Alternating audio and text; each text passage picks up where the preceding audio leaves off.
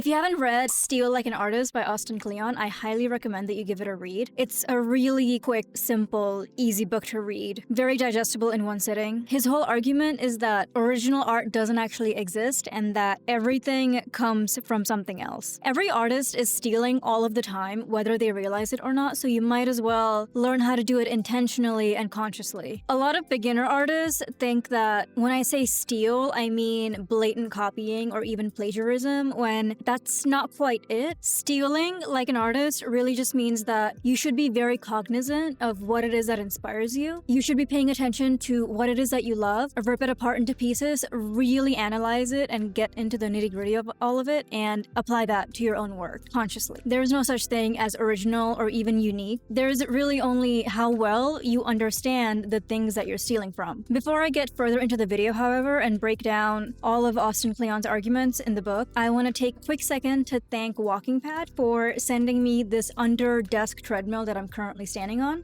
I have needed one for quite a while at my workstation because I have a really bad habit of sitting like a shrimp, no matter how much I try to train myself out of that. And I'm very grateful to WalkingPad for being generous enough to send me this one. It even comes with a remote, so it's very easy to use. I don't need to bend down to be able to adjust any settings. I just use this remote. It has this really nice minimal design that I love, and it folds away really well when I need to save space. I was walking on it the entire time I was writing the script for this video, and my back is very thankful. It has a lot of different adjustable speeds and settings as well. If you'd like to pick up a WalkingPad C2 for yourself and support my channel at the same time, you can use the link in my description box down below. Let me expand a bit further on good theft versus bad theft. Here's the opening for Chainsaw Man. I would not be surprised if they actually rotoscoped live-action shots to create the animated version for the opening. It's very accurate, down to the exact anatomy and proportions and timing and everything. It feels fresh and familiar at the same time because even if you don't realize it, a lot of these shots you've probably seen in films that you've watched. But you've never seen them combined in this way because you kind of put it in the context of all of these other anime openings, right? And it just feels completely different. Bad theft essentially is just plagiarism, taking someone else's work and passing it off as your own without transforming it in any way. Good theft is intentional and self-aware. You take something, you study it, and you transform it in some way before putting it into your own art. People have been talking about the rotating hotel hallway scenes in Inception and Paprika for a very long time, to the point where some people even consider it to be plagiarism. I personally don't agree with that. I think this is a form of good theft because everything that comes before and after the hotel hallway scene in both of these films is completely different. It's not even the same medium. Both films, despite having similar visuals, have completely different executions. It's more so very heavy and blatant inspiration as opposed to straight up plagiarism. Chris Nolan isn't afraid to steal in the most blatant, obvious way possible, and honestly, I don't think the rest of us should be either. When I teach storyboarding, I straight up tell a lot of my students to just steal shots from certain films. And I don't mean using a shot from a different film as heavy inspiration or heavy reference. I mean straight up steal the shot and put it in your own work. Trying to invent a shot from scratch is how you get stuck for weeks on end and end up with that blank page paralysis. Sometimes I even have my students do film studies for a whole month instead of even touching their storyboard sequences, because I can tell they're trying to pull something out of thin air and they haven't actually learned the language of filmmaking quite yet. Visual art is its own language regardless of what medium you're using. And if you're learning a new language, you're going to listen to other native speakers. You're going to try to mimic other native speakers. You're not going to come up with your own vocabulary or your own grammar right off the bat and expect other people to understand you. You're going to actually learn it the way that it's spoken and then use that to build your own sentences or make something unique with it. So yeah, that's why I straight up tell my students to steal certain shots, not even reference, not even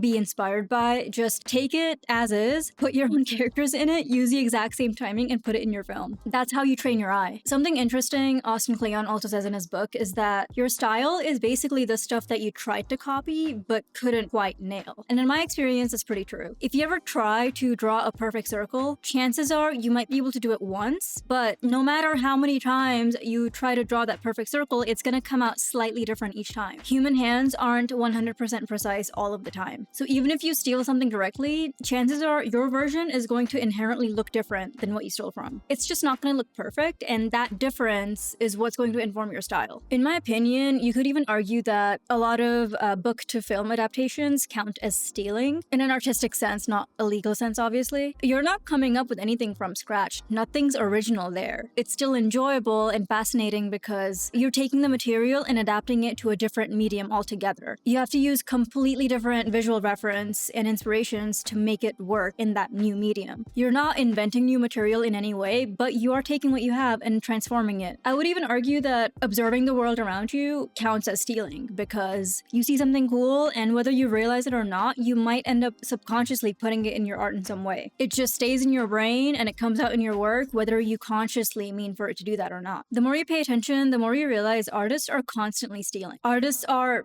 like sponges. Everything you consume and everything you notice just gets absorbed into your psyche. It just sits somewhere in your head and it comes out in your work eventually. Austin Kleon really just proposes doing these things on an intentional level. He says that artists should get in the habit of collecting things on purpose, not just relying on your memory, but taking stuff that inspires you and saving it somewhere, whether that's physical or digital, like a swipe file, a notebook, Pinterest board, something along those lines. Building an archive of stuff that inspires you can be a huge help. So when it's time for you to steal, don't steal the whole thing, but steal bits and pieces from things that inspire you, whether that's a color palette, a framing, lighting, composition, whatever that is. Steal anything that makes you think, oh my god, that looks really cool. To summarize, being influenced by the world around you is unavoidable, so you might as well guide it and do it in a really intentional way. And that is how you find your artistic voice over time. That's all I got for now. All right, bye.